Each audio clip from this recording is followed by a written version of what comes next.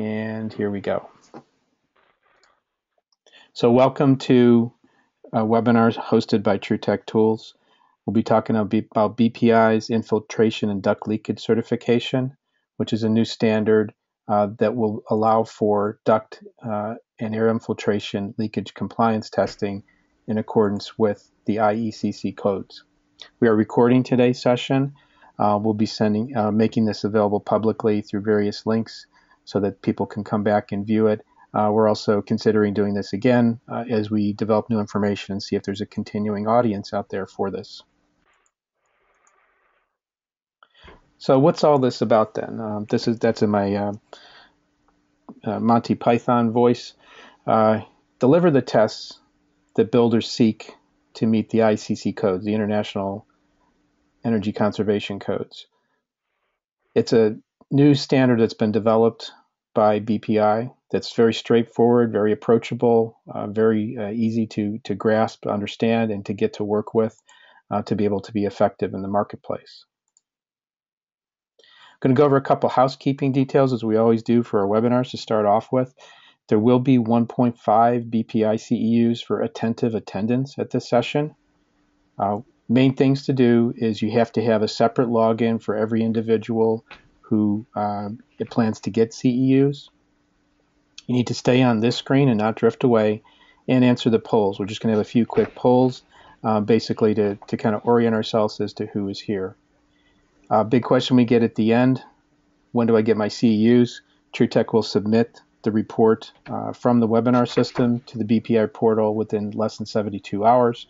If you have any issues with that, you can contact TrueTech first because it's our responsibility to submit the data at Jamie, Jamie, at truetechtools.com. And then if you want to ask questions, I already see one person's raising their hand. We're going to go by using the question box. We're not going to put anyone on live mic, of course, except the speakers and the presenters. So we're going to cover today, this is mainly for new home builders, HVAC, installation contractors, home performance professionals, and code officials. So it covers actually quite a broad array of personnel. We're going to learn which version of the IECC may impact you and give an overview of the requirements of the code, look at the core elements of the certification scheme, and hear firsthand from experiences in the state of Georgia so you can really understand how this works in the field and in commerce. Today we'll be hearing from Larry Zarker, who's the leader of BPI, and Matt Anderson, who works in the standard development. Brad Turner from South Face Institute, who has the experience from the state of Georgia and also from the training perspective. Joe Medash, who works, his business is e-building science, and he works also as a comfort consultant and works for Retrotech, equipment manufacturer in the industry. Joe's got code and training experience that he's going to lend to us today. And then myself, who I'm going to kind of wrap up and give the overview, and I'll also be monitoring the question stream to be able to interject and interrupt the presenters to make sure that we're covering what we need to cover and we're satisfying the audience. So we're going to take 4 quick polls right now. And just checking at a couple of questions here. All right. We're going to take 4 quick polls right now, and I'm going to launch them and try to figure out really who's here and what we're talking, who we're talking to. So I've launched the poll now. If you could just please click on the screen and the answers will develop and we'll stream right in. Just click on what you're seeing on there, any attendees. So we're trying to figure out what the field of work is, kind of see who's in attendance at this session and this event right now. Okay, we got over 65%. That's good enough. I'm going to close the poll and share the results. So you can see that 82% are home performance professionals, about 20% HVAC, and then the other percentages that you can see on the screen. I'm going to launch a second poll really quick here. It's just to see if people are understanding and appreciative of the code that affects them, the International Energy Conservation Code, and which version of the code affects them. Seeing a lot of quick votes coming in here today. Okay, we're well over 65%. That's great. I'm going to close the poll and share the results. So it's pretty even mix between the 2012 code and not sure. So that's a good reason for being here. We want to make sure you're sure and we understand what's going on. Another real quick poll. We just want to find out where people hail from. Who are we speaking to in the audience today? What part of the country? We got to, oh, that's really quick. Everybody knows how to click the buttons. That's fantastic. 75%. Close the poll here, share the results. Overwhelming attendance from the Northeast, followed by the Midwest and Plains, and the Southeast and West pretty much in parity with the Southwest. It's 8%. And then the final question for you today, and we're just trying to get an idea of what's going out there again in commerce. If there is an IECC infiltration duct leakage type compliance testing required, what is the cost for that compliance test in your area? So we've got a range of prices here. We're just trying to figure out what the actual commercial situation is out there, and this is very helpful to us. Okay, we've got a lot of quick votes coming in here, up to 75%, so I'll close the poll, share the results. We're not sure. The majority of us are not sure what's going on out there. So let's continue on with the presentation. One thing I wanted to do here is just kind of frame it if you're not sure which code covers you. And we are sharing a resource page, which I'm going to give the link at the end of the presentation. But if you wanted to get information on the current residential state energy code status, you can go to this energycodesocean.org and find this map. It's an interactive map. You have contacts you can get from the states. You can also look at the commercial energy codes. It's a really great resource for understanding which codes are in effect. And you can see here, you can very quickly understand what codes are in effect on a statewide basis in your state. Okay, I'm going to turn it over to Larry Zarker, who will be giving us a few words of kind of overview of what we're talking about today.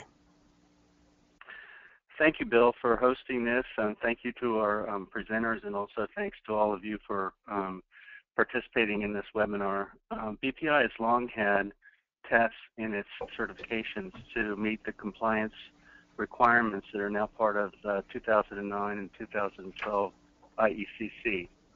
However, these tests existed in different certifications. So we heard from people in the code community, from BCAP and others, that we should look to combine those relevant tests together and make them available to the market for code compliance. So we did that. Matt Anderson, you'll hear from next, is the person who pulled these together.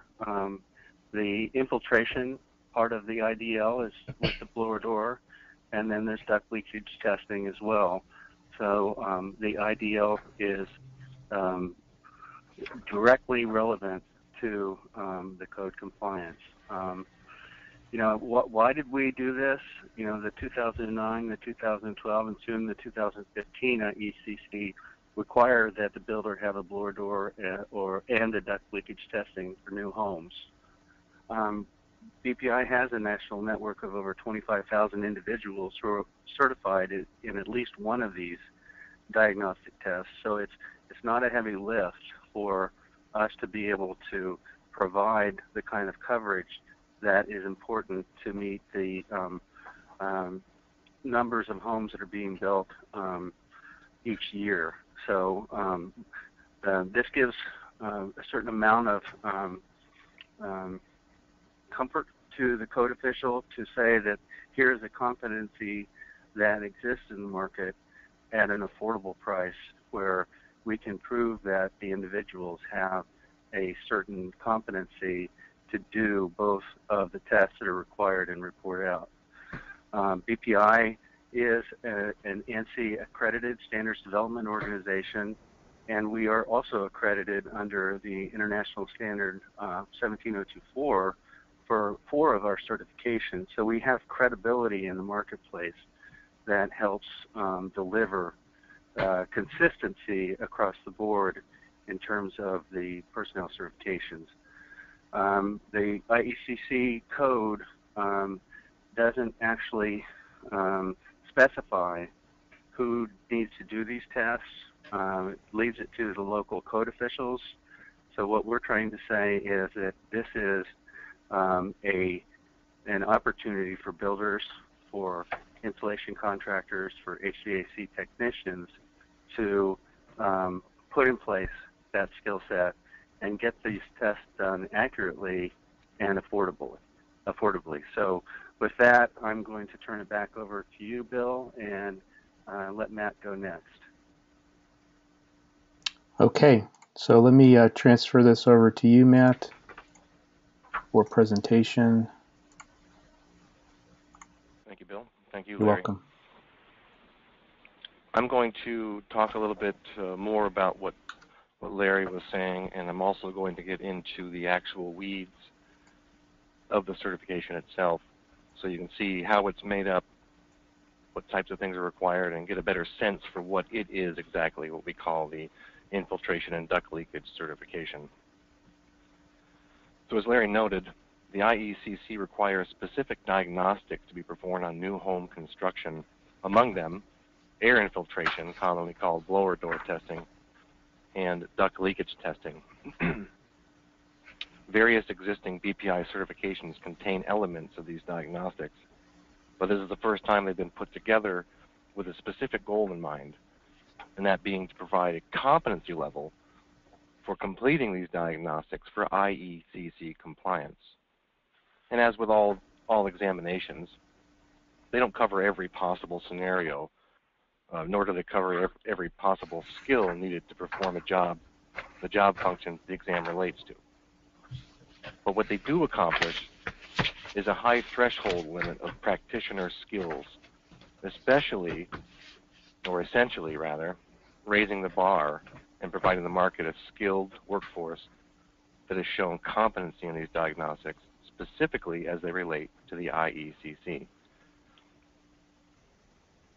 Now, as Larry noted, the IECC does not specify a certain level of competency in most cases, nor does it specifically mention who should be performing the diagnostics, such as an independent third-party testing. That's typically up to local jurisdictions and code officials. But holding this targeted certification can certainly help convince code officials that you or the holder of the certification are qualified to perform the testing.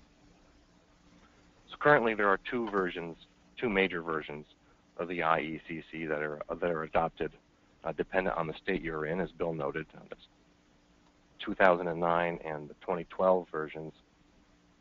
And each one has slightly different test requirements. Most of it's the same, but namely in terms of total duct leakage and duct leakage to the outside, the latter being required by IECC 2009. This examination covers the skill sets referred to in both versions of the code, which doesn't make the examination overbearing, but allows for portability between states and jurisdictions. And unlike BPI's existing certifications, such as the Building Analyst Professional, Envelope Professional, Quality Control Inspector, for example, this certification is not intended to be a whole house diagnostic certification. It is focused solely on the core knowledge and skills necessary for IECC compliance in these diagnostic areas. It can, however, be a great starting point for working up to whole house diagnostic certification while gaining experience with some of the major equipment involved. So that means that the market for the certification can encompass the existing whole house diagnosticians out there, the building analysts, etc., but also opens up the door to home builders, HVAC technicians, installation installers, even code officials, just to name a few. I mean, there's a very large market out there for these types of diagnostics given the new homes. So with that, let's go over some of the details about the certification itself. This information that I'm going to cover is in what we call the Certification Scheme Handbook, located at bpi.org, and I'll show you exactly where later. So, about the certification itself. It is a single measure exam, meaning that it's a field exam only. There is no written exam. The field exam has a 1.5 hour time limit and is designed to be manufacturer neutral. So no matter what your personal preference is for equipment, you can meet the requirements of this certification and, of course, then therefore of the IECC. It is a proctored exam. Candidates will be proving their skills a one-on-one with a BPI-approved proctor. The passing score for the IDL is an 85% or higher. And once you earn the certification, it is valid for 3 years, and recertification is obtained by taking and passing the exam. Once again, prior to expiration, of course.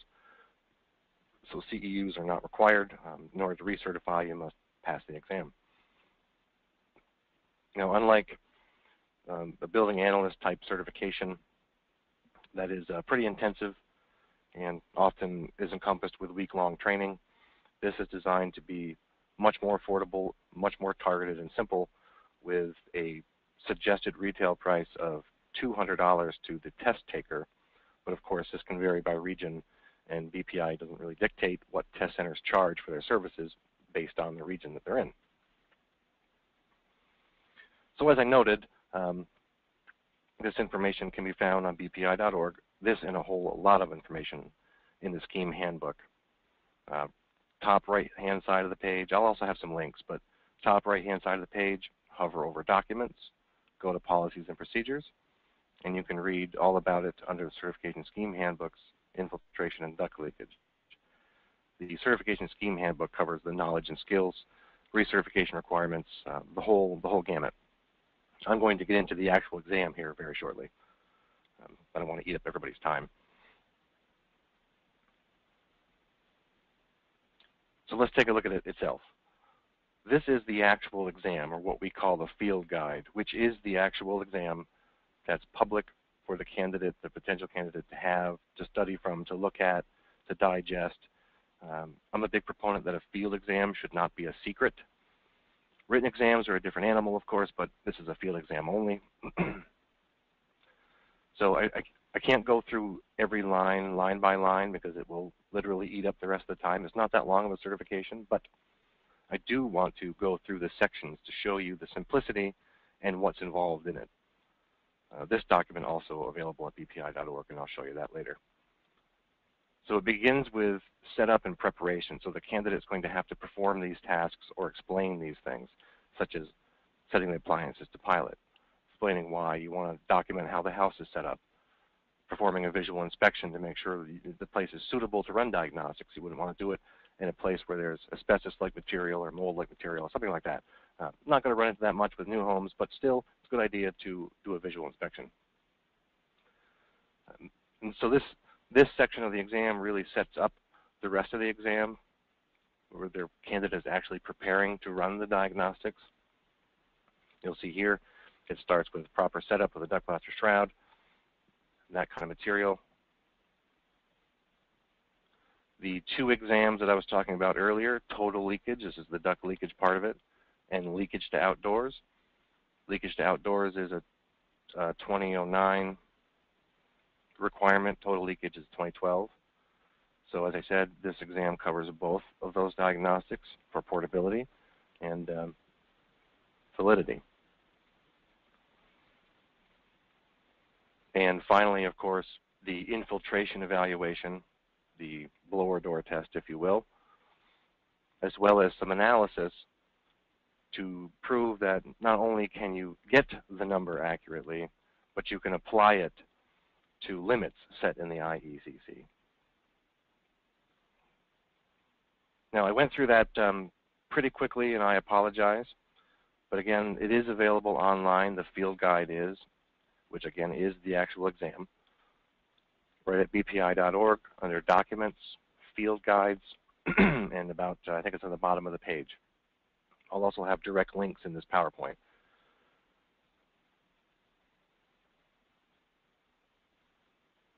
The exam is available to take now. These are live links.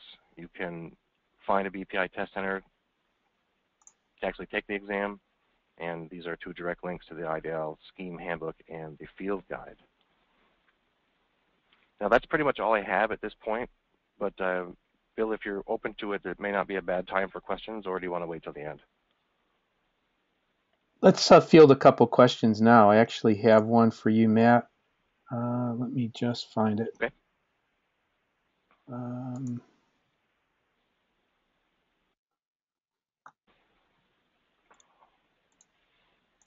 Okay. If you are BPI duct leakage certified, can you meet the IECC requirements for testing so you don't need to hire an IE certified contractor to balance and seal? That's a good question. That's really going to depend on the jurisdiction, but typically, yes, you would not need to, typically. But again, check with your local code official. Okay.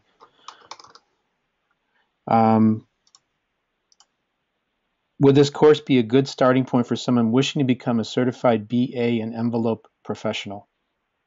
Yes, that's an excellent question, and it is indeed an excellent place to start.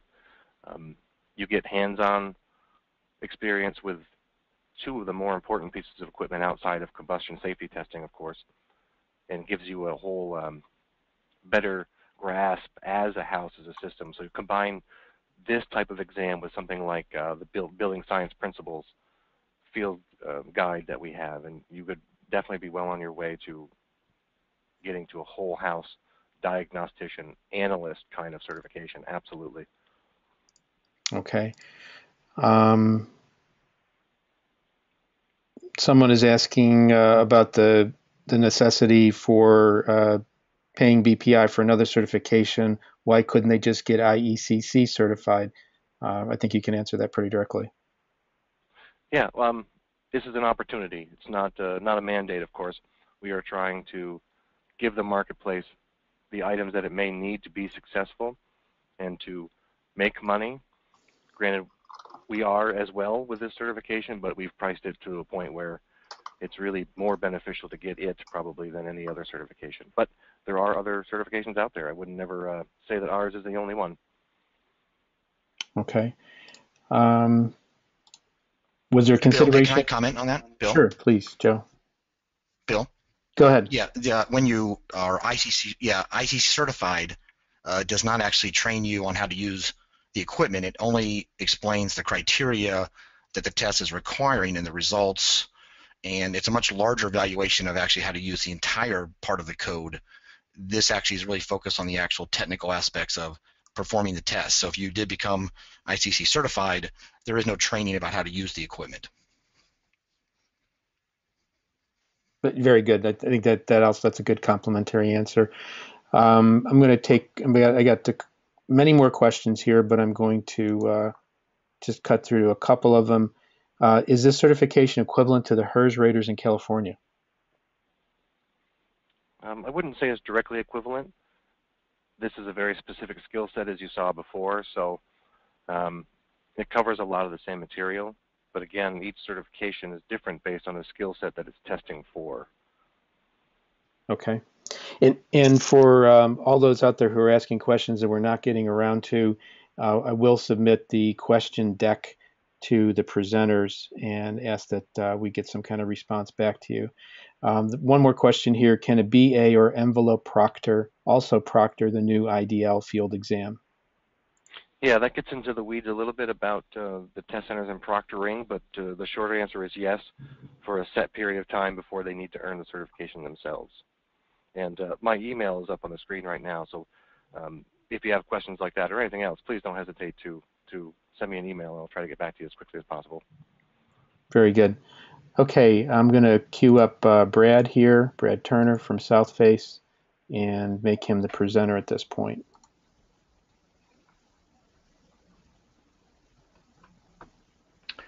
Okay, thanks, Bill, and Matthew and Larry, and thanks everyone for joining.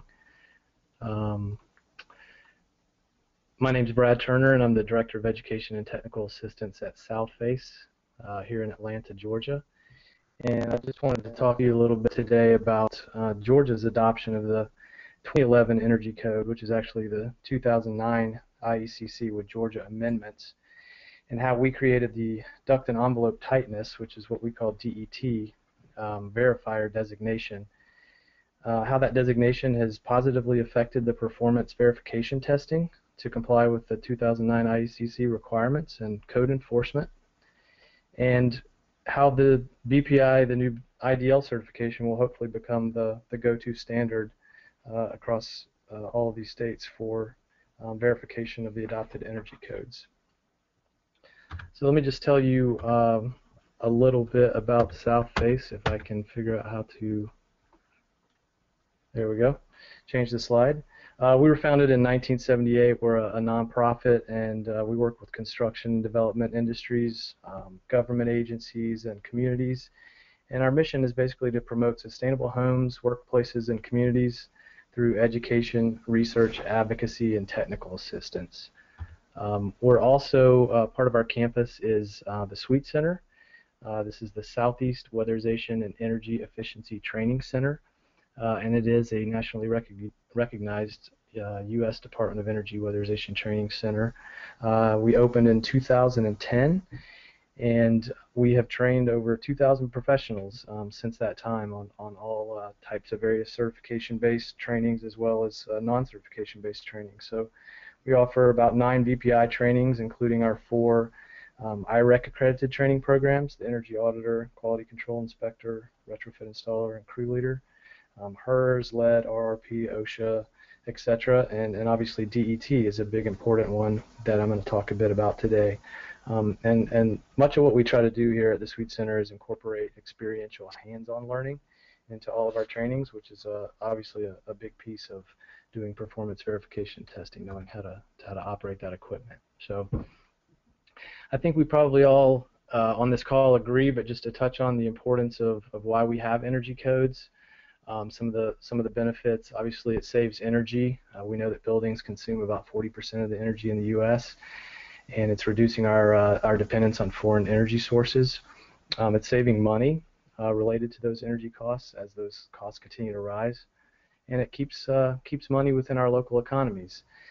When we improve the performance of these homes, it also increases our comfort and health and durability of these homes. It increases their sales values and obviously reduces some of the liability for the builders and the subcontractors. So briefly, just an overview of the history of the codes here.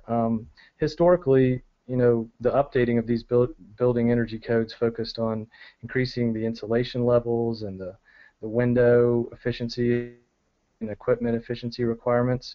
But more recently, the recent versions of the IECC have recognized how important air leakage and duct leakage are to the energy consumption in a home. And so these codes they've become more explicitly addressing the best practice on how to reduce the air leakage, as well as the performance testing that sets maximum thresholds for air leakage of the building envelope and leakage of the duct systems as well. So Bill showed you this slide before. Again, just an overview of the where each state in the nation is in regards to their adoption of the IECC. And as you can see in the dark blue, these are states that meet or exceed the 2012 IECC. The next lighter blue color, which is what Georgia and New York and Oregon, that color, these states meet or exceed the 2009 IECC, and then the light blue states meet or exceed the 2006 IECC. So as you can see, about 4/5 of the country has adopted some version of the IECC, which is a good thing, but we have to understand how do we verify the performance and meet the requirements as defined by those codes. So just to give you a little history on what's happened in the state of Georgia and how we came about adopting this energy code. South Face was fortunate enough to serve on the 2009 Energy Code Compliance Task Force, and that task force basically provided their experience and expertise and developed recommendations for the adoption of the 2009 IECC, along with some supplements and amendments. And they also made recommendations for reducing the barriers to energy code compliance and enforcement. And those recommendations were reviewed by our state Codes Advisory Committee, and in 2010, Georgia adopted the Georgia State Minimum Standard Efficiency Code, which, as I said, is the 2009 IECC with our Georgia State supplements and amendments, and that became effective in our state on January 1st, 2011. But in this process, Georgia determined that the verifiers who are going to be conducting these code-required tests need to be trained and they need to be certified, and that they really need to understand how to properly perform the tests, how to record these tightness results on a code compliance certificate, So as a result, Southface volunteered to develop a duct and envelope tightness verifier training, or DET, verifier training curriculum for the Georgia Department of Community Affairs, the DCA, and that's the state agency that's tasked with overseeing the building code adoption and interpretation within the state. So in the interest of ensuring consistent code implementation, Southface chose to provide our DET verifier curriculum at no charge, and we still do that, to other training entities that are deemed qualified by the Georgia Department of Community Affairs. And another thing we did is we recognized, and I think this was a question that came up earlier, is we recognized that there's already some certified individuals out there that have these competencies. So Georgia recognized the BPI building analysts and envelope professionals, as well as ResNet certified HERS raters. They recognized those folks as DET verifiers as well, and did not require them to have additional training. But our DET experience, our curriculum, the supporting resources, all of that stuff we've made available free of charge, and I'll put a link up here shortly to show you how to get that, or you can contact me and we can help you with that as well. But we've made this, free of charge in the hopes that we can assist other states in really preparing for implementing this new code. And so far we've already worked with Alabama and Tennessee, South Carolina, Illinois, and now we're working with Louisiana on this as well. So as we rolled this out, the implementation schedule was pretty aggressive. It provided for about 6 months from the time of adoption to the time of implementation of this statewide requirement for the DT verification. So pretty aggressive schedule, and we weren't able to do this ourselves, of course. So we developed a train the trainer program on the DET and targeted that primarily at community college faculty and energy efficiency professionals. So working with these partners, electric utility partners, private firms, community colleges, we trained over 500 verifiers in the first 4 months, and many of those folks work in the housing industry just like yourselves, such as contractors, home performance contractors, heating and air conditioning, insulation folks, construction management, weatherization, the whole gamut. And this would be pretty important later. Another thing we did is to help meet the statewide need for the verifiers. Our Georgia Department of Community Affairs partnered with the local home builders associations to offer a loan program for blower door and duct testing equipment.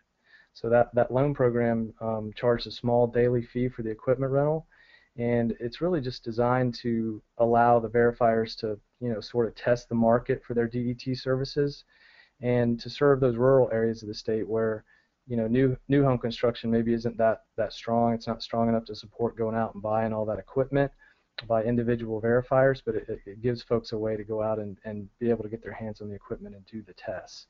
So as I said, this training and equipment rental effort became very important because in 2012 a small but pretty politically connected group attempted to roll back the Georgia Energy Code amendments.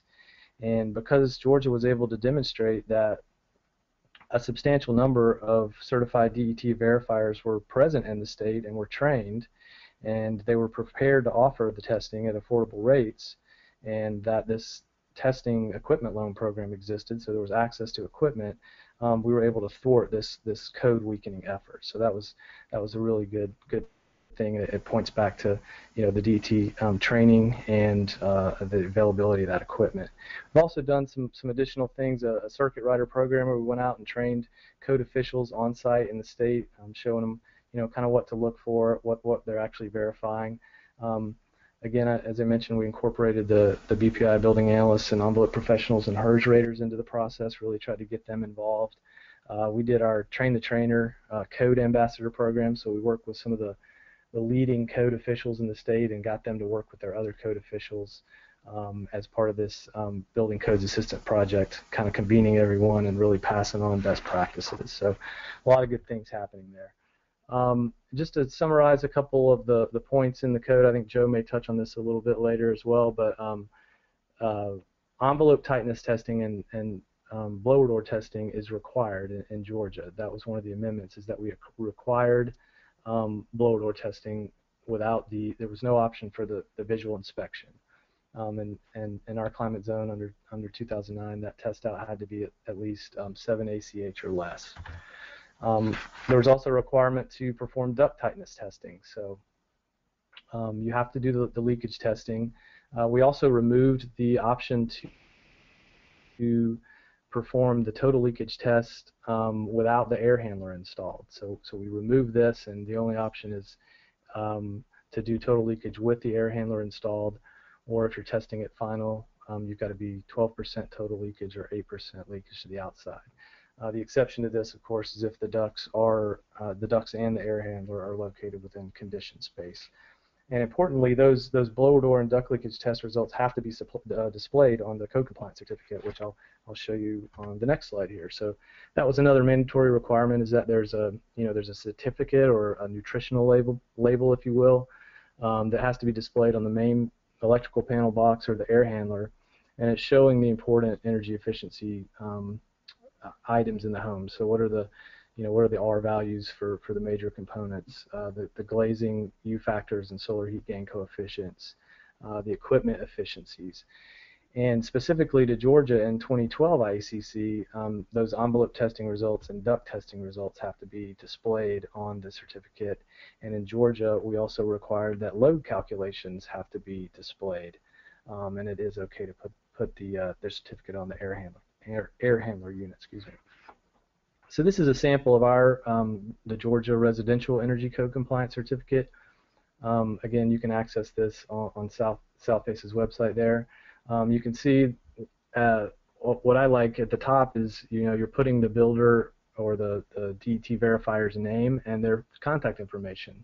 So there's actually an accountability piece here. You can actually go back and contact the person who performed these tests if there's any kind of issue or discrepancy with the numbers.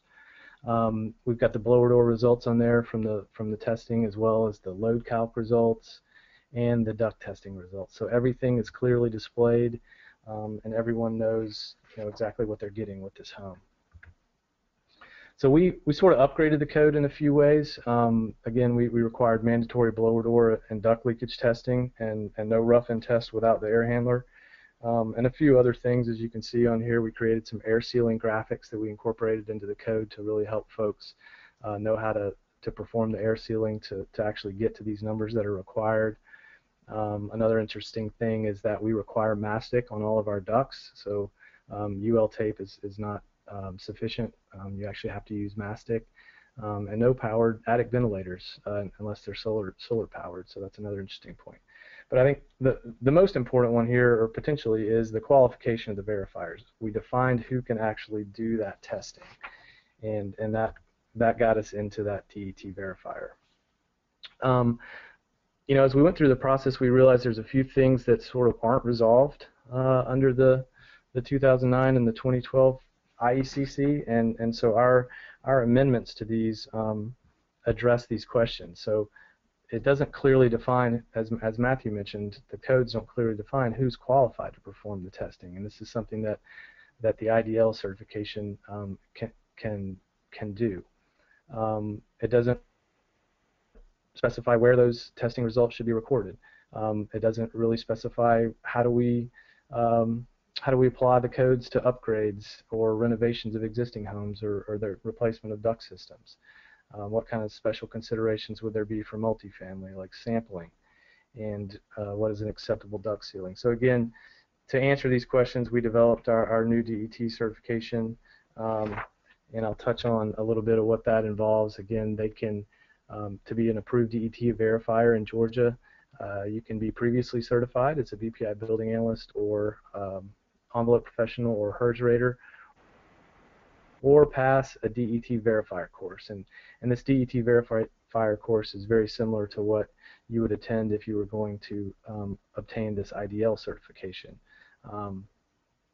So what we go through during the training, there's some prerequisites that folks do. We've got some online learning modules, basics of building science and math basics, and the folks have to go through those modules and actually pass a quiz. There's a couple of blower door and duct leakage testing videos that we make available to folks prior to coming to the class. And then in the class, we actually go through the basics of our 2011 Georgia Energy Code, again, the 2009, with our amendments. And then we get into the real hands-on, practical skills and abilities of setup and testing using the blower door and the duct leakage testing equipment. We also spend a lot of time on how to perform the calculations for duct leakage testing. So once you get those numbers, what do you do with them? How do you fill out the form properly and where that needs to be displayed? And then at the end of it, it includes a written and a field DET verifier exams. We currently offer it's a 2-day class currently. It used to be 1 day, but we got a lot of feedback that there was. Can you guys still hear me? Bill? Yeah, we're still getting you fine. One question I am Okay, getting, I'm getting. if you could enlarge your screen at all, I'm seeing it pretty much in full screen here. Someone's asking if you could make it larger to see. Yeah, unfortunately, I'm as large as it gets here. So. Yeah, and it's filling my screen here, so it might be something on that user's particular end. Okay, sorry, I got a little pop-up here that there was some network problems or something, so I want to make sure I wasn't cutting out. But you're still good. Okay, thanks. So yeah, we actually extended the class from 1 day to 2 days just because of how much material was covered. Again, I think this DET verifier class goes a little beyond what would be required for the IDL certification, but it's touching on those very similar points. You know, part of the time involved is that there's a concepts or a written exam that everyone has to take, as well as the DET verifier exams, and that's the time for all of that is built into the class as well. So you can imagine that it's pretty hard to get all of that into 1 day. And the cost for our 2-day DET verifier class is currently $475, and that includes the exams, just to give you an idea. So, sorry. Okay, so this is a map, and you can see this on our website, showing the location and the quantity of some of the DET verifiers that Southface has trained. We've trained over 800 DET verifiers, and that does not include the hundreds more that have also been trained across Georgia and other states through our partnerships with various electric utilities and private firms and community colleges. So you can access our website and get all of this information. As you can see on the left, we make the DET verifier curriculum available for folks to use and train folks in their state to obtain that verifier designation, or of course the IDL, the new IDL certification. So a couple of lessons learned throughout this process. Again, we extended the training to 2 days based on the feedback we had gotten. In our state, there's no central database for the DET verifiers, so there's different folks doing the trainings, and there's no really clearinghouse for where all of that information is held, and that was definitely something that we, if we had it to do over again, we would do differently, and certainly IDL addresses this. With BPI as a certification body, obviously you could go to BPI and very easily find out who is actually certified to perform this work. Quality assurance and continuing education. BPI isn't specifically requiring continuing ed, but they are requiring a retest, which I think is very smart, so that folks have to actually, prove that they know how to do the work. Just because they have the certification, they may not have done it in 3 years and forgotten how to do the work. Reciprocity was another one. Does this carry across state lines? And that's certainly something that IDL would address as if it's adopted by various states for energy code requirements. Our equipment loan program, I would highly encourage implementation of that in the states if possible. The issue of third-party testing is an interesting question. Many folks often question whether allowing subs to perform DET testing on homes where they actually perform the work is fair because of the potential inherent bias. But our data shows that the homes, those homes achieve really high performance levels. We found that generally those subcontractors had a vested interest in the home passing, and so they quickly learned where the usual trouble spots were in the envelope and duct work, and they learned to address those during their work. So that's something that you'll have to think about in your state, and then having a consistent curriculum to cover what's required is also very important. We found that the 2009 Energy Code requirements can be met. It's really not that difficult with a little bit of work and focus. You can meet them and pass. We found that beyond code programs work, like Energy Star or our Earthcraft green building certification program. Those results obviously consistently exceeded the minimum code requirements. The captain obvious statement here is that the impact of poor energy code enforcement matters, right? If folks aren't enforcing it, people just sort of do the minimum that they can do to get by. So we found that where it wasn't enforced, the homes and ducts that did pass, they were only barely passing, and many of the houses that did not pass got COs anyway. They were still granted the certificate of occupancies, and then they didn't go back and follow up on the testing requirements, so they were actually never met. And of course, spray foamed houses performed well on both the envelope and duct leakage measures. So I think there's a lot of opportunities here for the folks on the call. This is a way to differentiate your business. You know, you're getting ahead of the curve here. It's an additional service that you can offer on top of what you're already doing. And it fits right into what you're doing. And again, it gains you some additional credibility with the builders and the folks needing these tests. For anybody that's involved with policy on the call, you know, I encourage you to collaborate with your state and work to get these latest codes adopted and include the IDL certification as the requirement for the verifier's credentials.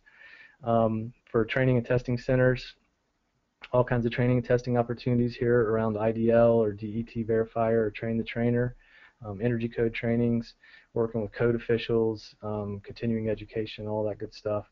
And then again, opportunities for equipment rental and calibration verification of that equipment and also quality assurance. So, you know, in summary, I think that the new BPI IDL certification, it really fills a critical space in the world of energy codes and enforcement of those codes because it's a nationally recognized certification, and states can point to that as the standard that the verifiers have to have, and it's transferable across those state lines.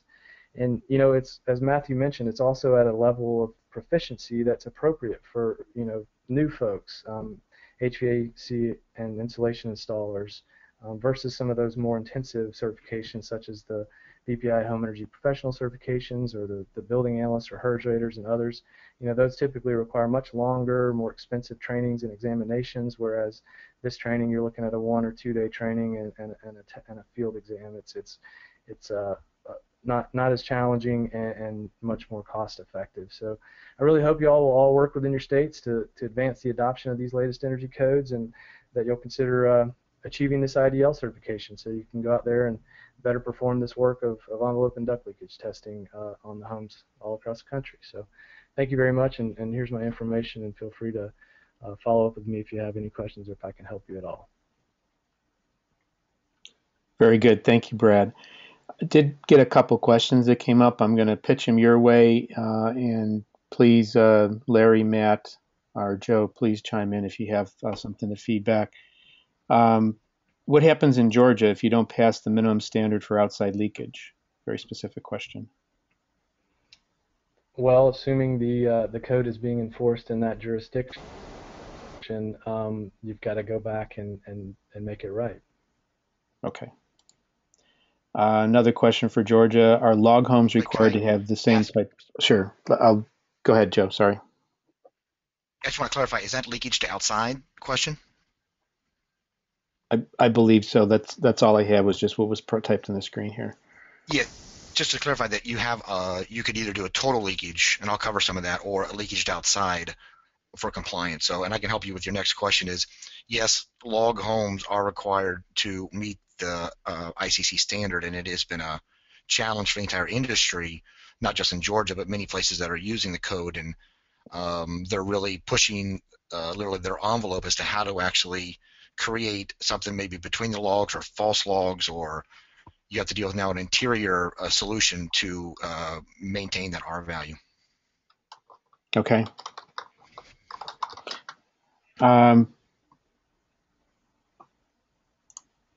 Can someone from out of state take the class and get certified? Absolutely, yes. Yeah, because you did mention it is a nationally recognized certification, so there really is no state kind of boundary on this, right? Well, yes, the IDL certification is nationally recognized, and again, hopefully it will be adopted by various states across the country. Specifically, the DET verifier designation has been adopted in certain states: Alabama, Tennessee, South Carolina, parts of Tennessee and Illinois. So I hope that answers the question. Okay. So I'll do a couple more questions here. Where in California can I find a test center for the certification? I can answer that. It's on the BPI's website.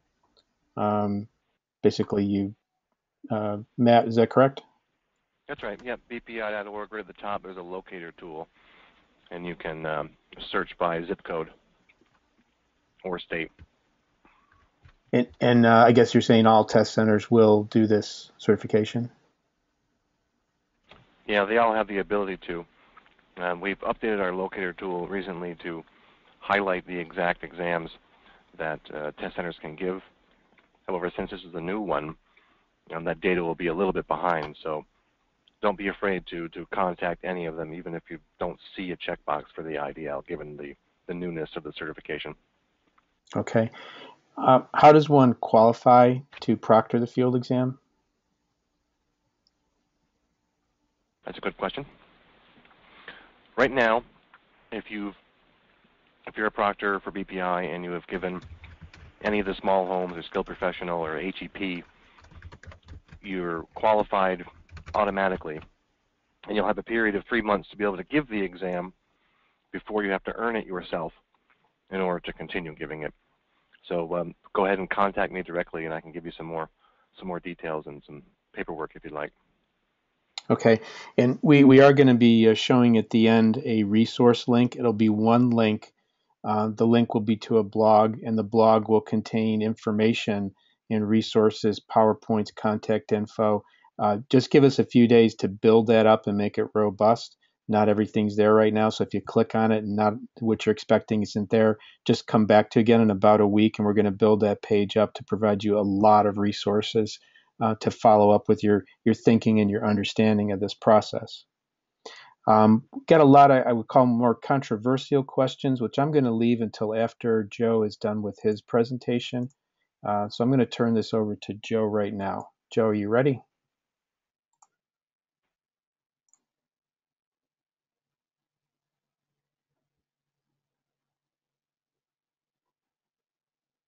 Joe, we're not hearing you yet. You have to accept the yes, you can share my screen before you can do anything. So hopefully you can hear me now. Yes. All right, my goal is to kind of complement some of the things that Brad highlighted. I'm also live in Georgia. I'm also a DT verifier and trainer, and I was pretty impressed by what Georgia had done, and as you saw, all things that Brad had highlighted. And I really think that they set a standard for other parts of the country and ultimately for BPI to create something that can be a great solution for what the code is trying to do in terms of actually doing performance testing.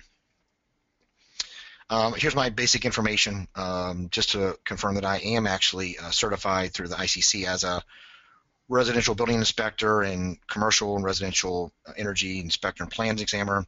I do not actually play one in real life. I do play one on webinars, but I've always been into the codes and like to always follow these kind of things that they have in the details, and I felt if you wanted to discuss it, that you should also, dig in and be a part of that. So I've had these certifications for probably 2006 was my first one, 2003 actually for some of them. So my goal is to kind of know the facts as you want to discuss them. So it's helped me a lot throughout the industry.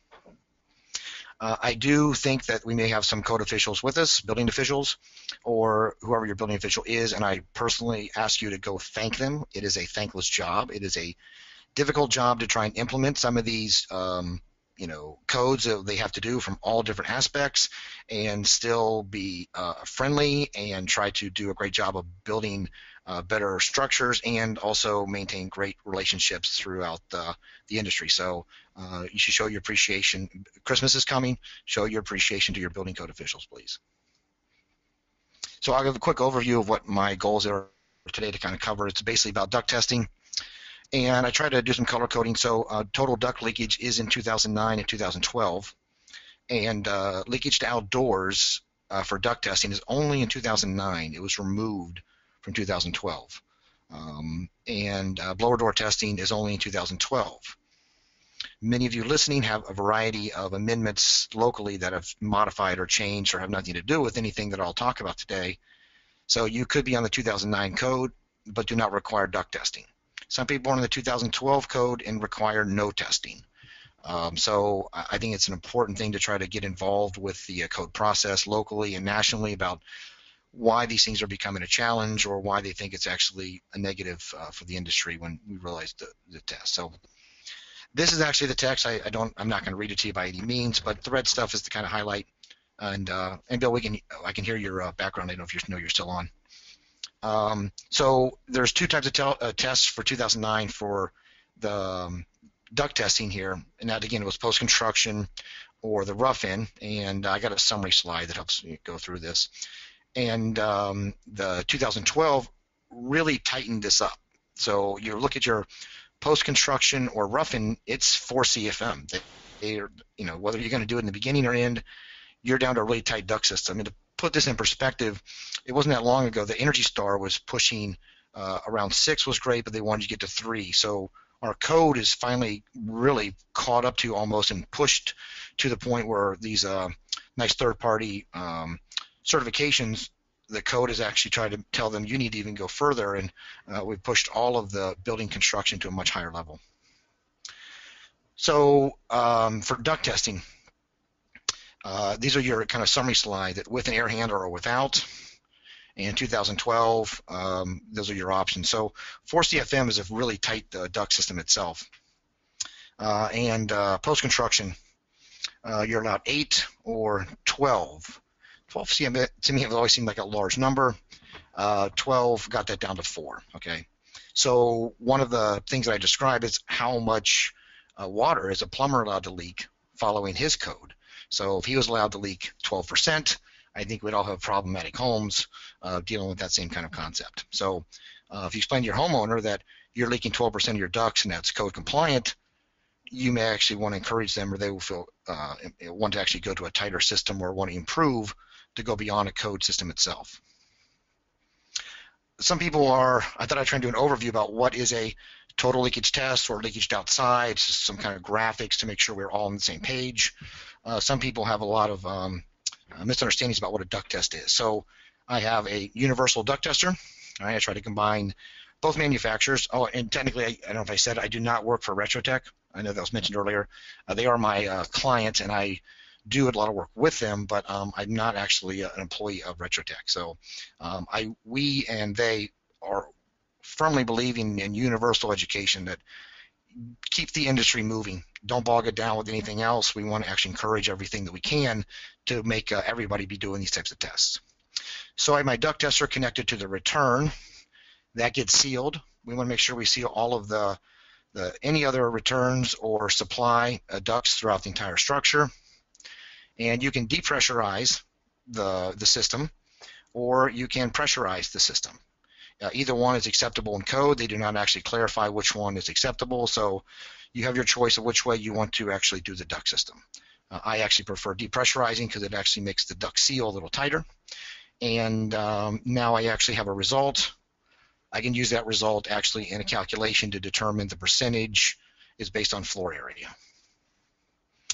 The leakage to outside test is still available in the 2009 code for those of you that have that.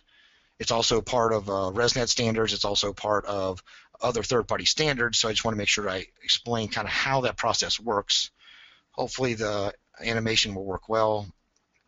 So you have your duct tester again. It's everything set up the same way. I can do a pressurization test. All right, so now I'm pressurizing my ducts. They are also still sealed off.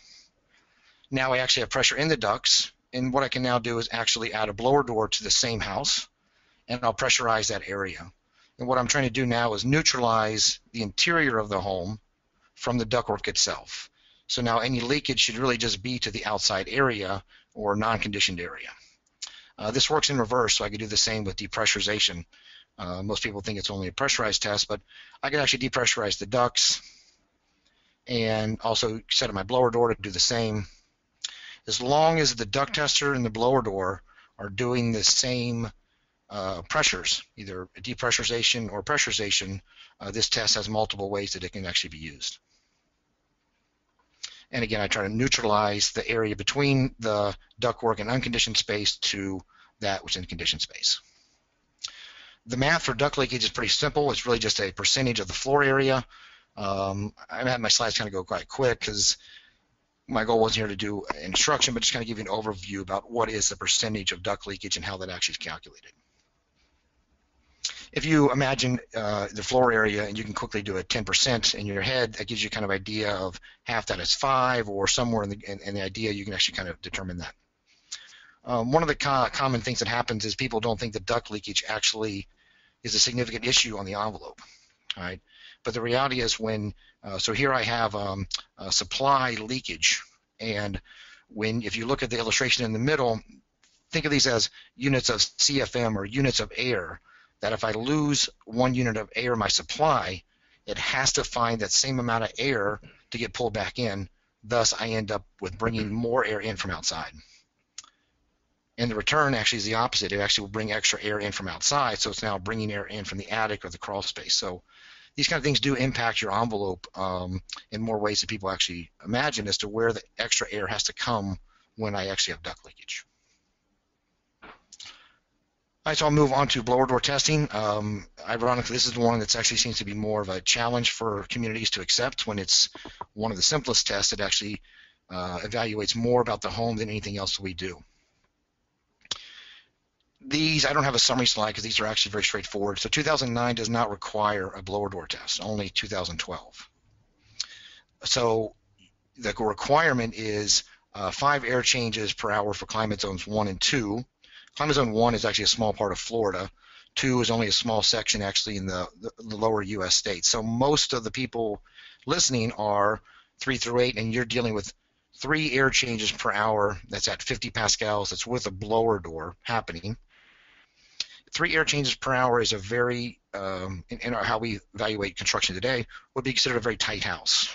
And I'll kind of explain how that works or what that test looks like, but in general, that is the requirement. And if you have a small house on a slab, it actually is a challenging code to pass because the home is so small, and these tests are actually based on volume. And at the bottom, it kind of highlights exactly why we're here today. It says that the test shall be conducted by an approved third party.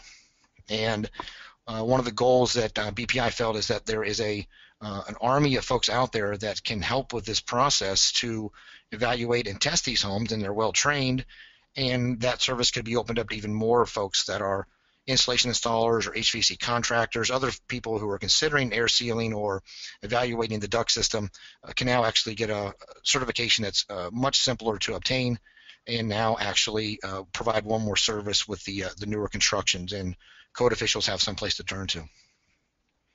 Here's the requirements for a blower door, and they do fit on one page. They're basically about turning this off or closing this but not sealing it, and you're really going to do a depressurization test, and it just kind of wants to confirm what actually is still leaky or where the issues are.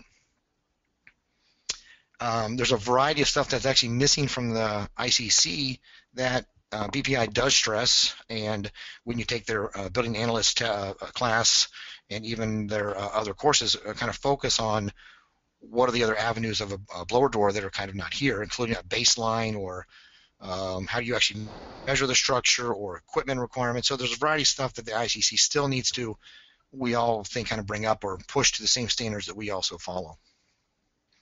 So this is kind of a brief overview, and I know that it says resident at the bottom, but they're one of the standards that many people in the industry refer to in terms of its incredibly detailed. So it's 27 pages. The code is maybe part of one page and one column. So we think there's a lot of things that can be done, and it allows you to actually perform a simple test on a new structure because the requirements are fairly small. The code actually has various requirements now. They're actually under definitions about air barriers, and 2012 has an air barrier and a continuous air barrier. And these are things a lot of contractors are struggling with or need to be evaluated before you're testing.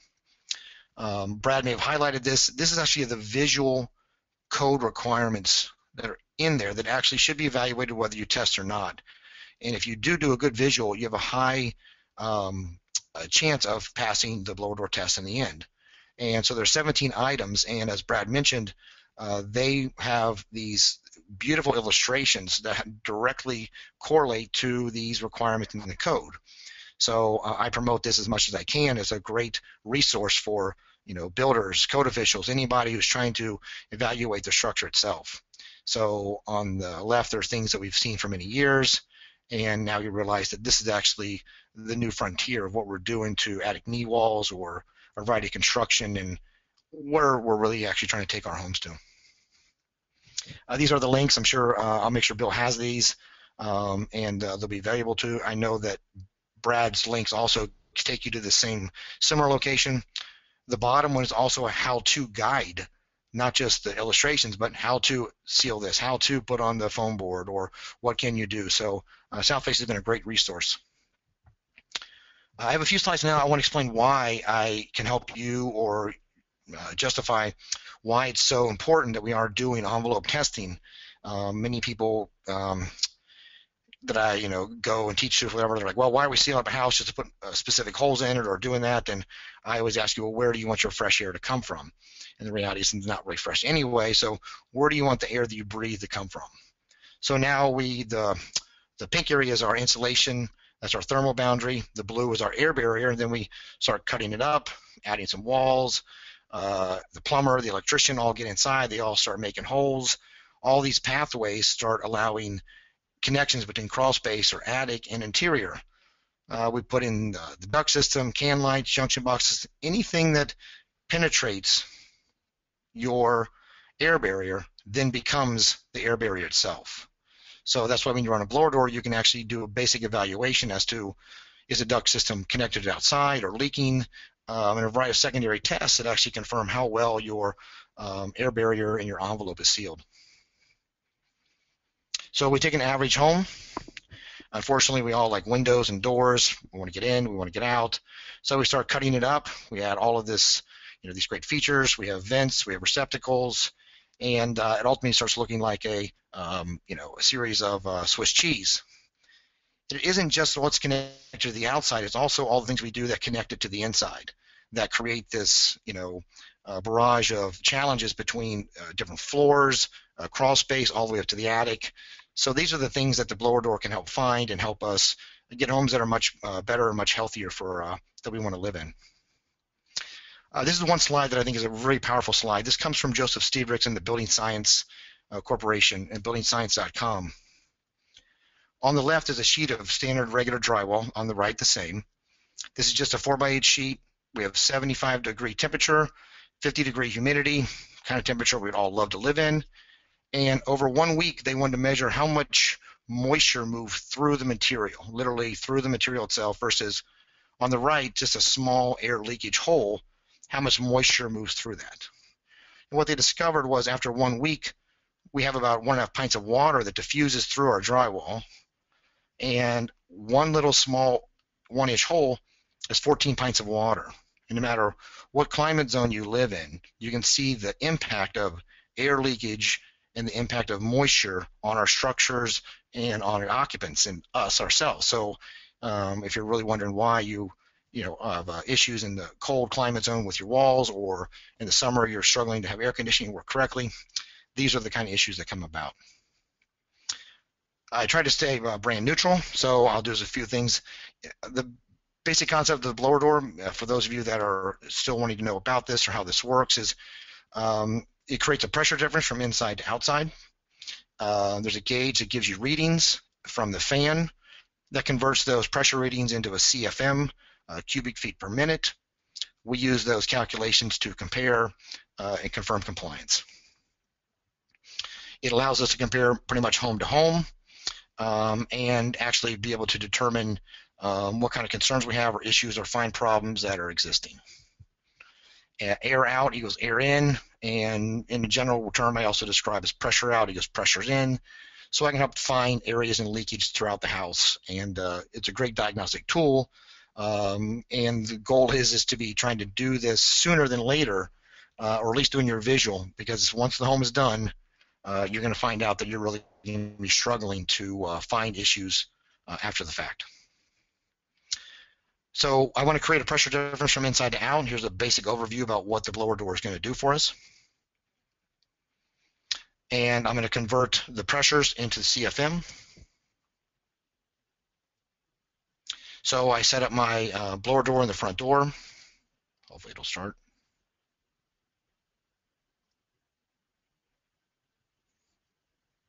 So I have a blower door in the front door. I tried to be brand neutral, but I couldn't change that image. So I depressurized the house to 50 pascals. You are allowed to pressurize actually in the code, but I would never encourage that. And it's bringing all of the air throughout that's inside the house out, and now starts finding all the pathways of when air has now been infiltrating. And your goal is to determine that you're less than, probably where you live, 3 air changes per hour. So it's a very simple test to do. It only takes a few minutes to confirm what kind of leakage you have and if you're compliant. It's based on volume, as I mentioned earlier. So if you have a small home on a slab and a small conditioned area, it really is a challenge to use the calculations to get down to 3 air changes per hour. If you're going to do anything about adjusting or making your code be more effective, is to consider adjusting that for a small footprint house. I know Georgia's considering that.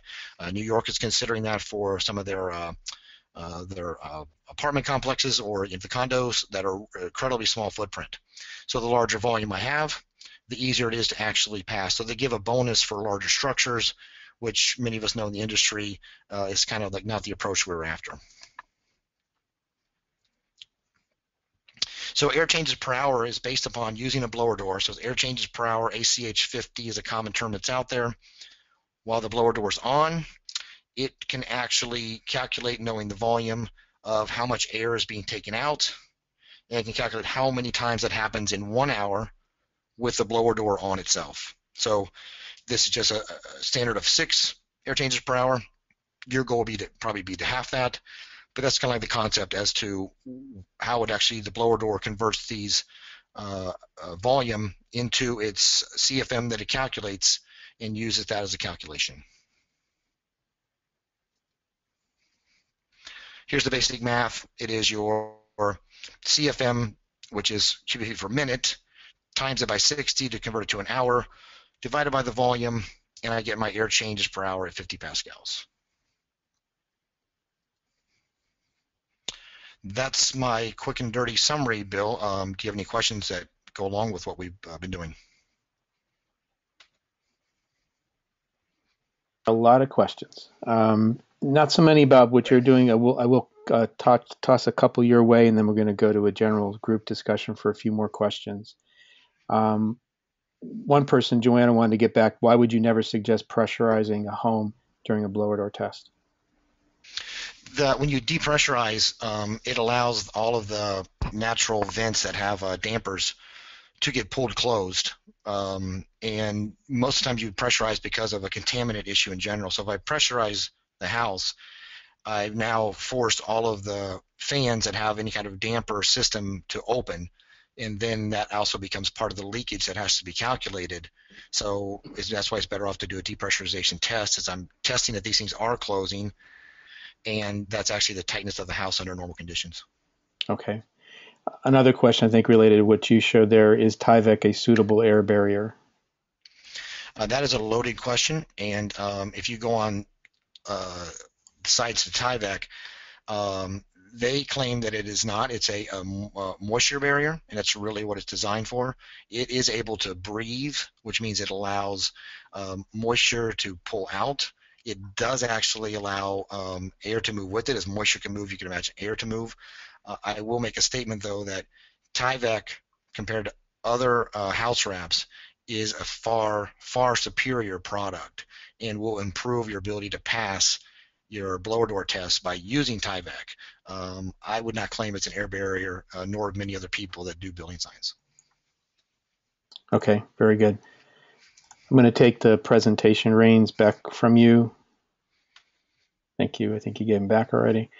And just wanted to show one more slide here, which is building permit data from 2013. And I put together a short link to it if you want to go look at that yourself. But this is just to give you an idea. It's a comparison. I've never seen this done before, but did a comparison between states that have one of the codes which require this type of testing and the number of total building permits that were issued in 2013 to give you an idea of the volume of business that's out there. And I think we're trying to, also put this in a business setting for people on the call today. Now, most people, if you live there, you would know your things like Florida does not require testing. And some of the other places that have accepted certain codes, especially 2009, may have opted out of testing. So, or have certain criteria that they allow a visual accepted criteria versus testing. So you could test, or you could actually just do a visual inspection. Okay. And this is the short link that's going to be out there, which we're going to load up with details, www.bitly.com. Just want to make sure I got that spelled correctly. It might actually be www. Let me change that. bit.ly. I apologize for this. Okay, so this is where we're going to house the various materials and resources from the presentation. So you'll find them in this location. We also will put in, sorry about that, we will also put in all the PowerPoints, connections to the speakers, link to the video from today's session. Now, I wanted to get into some I think some of the more interesting questions we got here.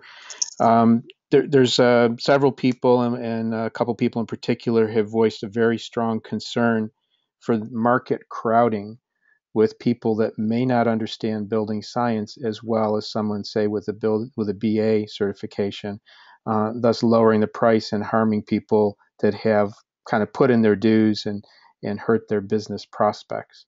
Is there anyone out there that can relate to that and give us some feedback? Yeah, I'll give an independent feedback before Matt can actually explain what their thought was also. But I know in Georgia and in many other rural areas that the building code officials would love to have beyond a BPI, HERS rater, or Energy Star contractor, or somebody who does this work all the time come out and test their homes.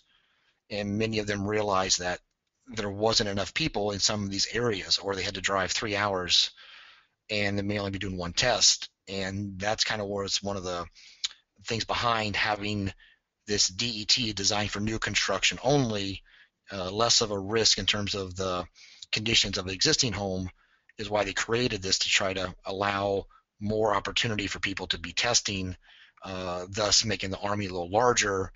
And one of the things that I think we feel in Georgia is that our goal was to let's get something started and we can only improve it. But if everything keeps getting rejected, it's hard to actually put it in place. So once it's in place, 3 or 4 years, 5 years later, we can actually add more criteria to it. Very good. Matt, do you have some feedback for that question? Yeah, it's certainly not BPI's intent to undermine any of our own certifications or any other certifications that are out there. A lot of this testing is happening now. The people that are giving the testing may not have any credentials whatsoever. Obviously, people like the person who asked the question does and has put in their dues, and we respect that very much, which is why another reason we stress that this is not a whole house certification. This is about trying to raise the bar for the people in an easy setting to allow that to happen without causing too much confusion. So, yeah. Okay. Does that help? I'll let you know from the question stream. While we're waiting for that to feedback, I just wanted to ensure people that the link that I gave, I'll show you on the screen here. I think you can see it. It's bit.ly/ and it's all uppercase TTT-IDL, and you have to hit all the uppercase. That will indeed take you to a blog post where we're going to load up the resources for the IDL certification, everything from this presentation. So it will just take us a few days to get everything loaded up there, but hang on to that link that you can see on this page here. Tell Jim we said hi. Yeah, I will. Everybody's giving me calls here. I should have shut things down. Hey, Bill, can you post that to the crowd? Bill, post that link to the crowd Sure. so they can Just copy and paste it. copy and paste. Very good. Thank you, Joe. So I'll just do a chat to the entire audience. There you go. So you can just copy and paste that, but hang on to it for a couple days until we get our acting gear here. Okay, and thanks, Charlie, for that question. People are asking for any good video resources for training. I guess just that this would be the entire process of duct leakage and blower door testing. What resources do we have out there? Bill, this is Brad. We've got some great YouTube videos, and I apologize I don't have that address right in front of me, but we'll definitely post those on the resources there at the link. But blower door and duct leakage testing videos, as well as combustion safety, if you're interested in that. Very good. Okay, got another question here. Is IDL geared for just testing for the code and not for analysis of the home or ability to make recommendations concerning repairs? What's the kind of the take on that? That is exactly correct, and that's how we've been marketing it and trying to explain it to people. It is strictly for those diagnostics that Joe was mentioning, that I mentioned, that are in the field guide, and is not a prescriptive whole house certification in any manner. Okay, so this is, and I think another part that people are from the question stream, I think people need to be clarified. There's no written exam. This is an in-person exam only. Is that correct, Matt? That is right. Field exam only. You go out with a proctor, do the diagnostics and the analysis with the proctor, and then if you were successful with an 85 or more, then you are certified. No written exam. Okay. And we're also getting some feedback. The manufacturers, Retrotech and the Energy Conservatory, also have some really good videos. And there's some other third-party videos out there too. It's really just as simple as just Googling how to do a blower door test. But I do get feedback from Laura that Brad's videos are very good. So kudos to Brad.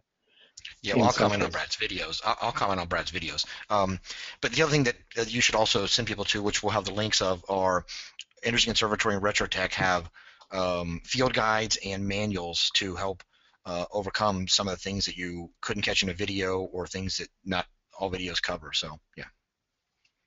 Okay. Got another question here. If you already have BPI Quality Control Inspector certification and or the Building Analyst certification, should that person still get this certification, the IDL, or are those certifications enough? Well, they are certainly more comprehensive than this certification and incorporate much of it. I would say talk to your code official to make sure that that will be enough. I mean, I would hate for you to have to get another certification if you didn't need to. But it's not an automatic grandfathering type system. So check with your code official and see if that's sufficient for them. Like I think Brad and Joe were saying, some areas already allow building analysts, HERS raters, those types of people to perform this testing. So if you have one of those, check before you get it. Yeah, and I'll piggyback on that. I mean, definitely it's jurisdiction by jurisdiction or state by state. QCI or building analyst is certainly more comprehensive and covers all of the diagnostic testing and then some that you would need to be able to perform. I guess the one piece it doesn't address is the actual energy code requirements. So as long as the person is familiar with the code requirements in their state and what has been elected to be enforced, along with those other certifications, I would say they are prepared, but whether or not they're qualified would depend on the state or jurisdiction. Okay. Interesting question here from Teresa. What is the pass rate for this field exam? Because I know you guys have prototyped this and work with different test centers as you developed it. Yeah, there is some data. There's roughly, at this point, I think in 89 or 92, I apologize, I forget which one. So far the passing rate is pretty high. As is typical with a pilot or rolling out a new certification, you tend to get the people who are confident and experienced jumping on board, taking the exam first. So I never take too much stock in the passing rate of a new certification. I always would like to wait to see it be out a year and see what happens, because typically that number will come down.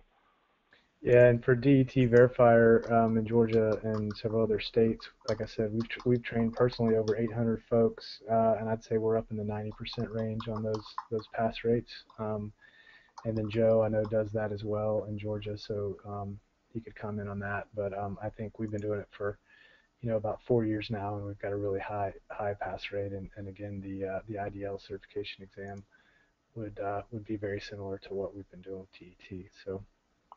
Okay. But I guess it really all depends on the training and the student. I think the one complimentary comment there is that many people that are listening are also very active with their building officials in their community, or all these things. Many people are passionate about this, and I think one of the challenges is to educate building officials. I think they're very sometimes reluctant because of their knowledge base. They can't take it all in, but they are very appreciative for people to come explain how this stuff really works, or this is how it's done, so they can actually feel more comfortable to go in the field. So I highly encourage you to help your building official overcome some of the logistics of what it means to actually confirm that a test was done correctly. Okay, I've got another interesting question here. If we have aero-sealed the duct system, would that certify the duct leakage portion of IDL? And I'm assuming that means that the aero-seal system does deliver a duct leakage number at the end. Well, gosh, that is an interesting question. Yeah, like I said, manufacturer specific. So if you have a piece of equipment that can perform with accuracy, repeatable accuracy, since the code doesn't specify exactly which, I suppose that would be okay, yeah. Okay, thank you.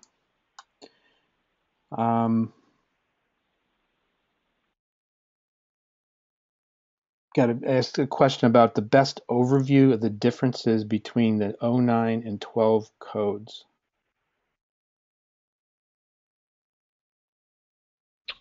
We've got a chart that we can also in terms of testing, or yeah, right now that's all I have is a question.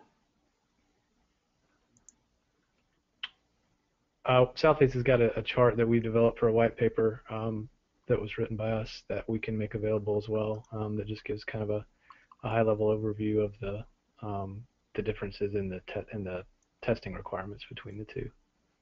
I believe also you also have a PDF that you can download, Brad, and make sure they give that link that Mike had done about the differences. Also, 2009, 2012, it covers the entire gamut of the code from R values to Windows to mechanicals. I think I downloaded the PDF from your site, so I'm sure that's out there also.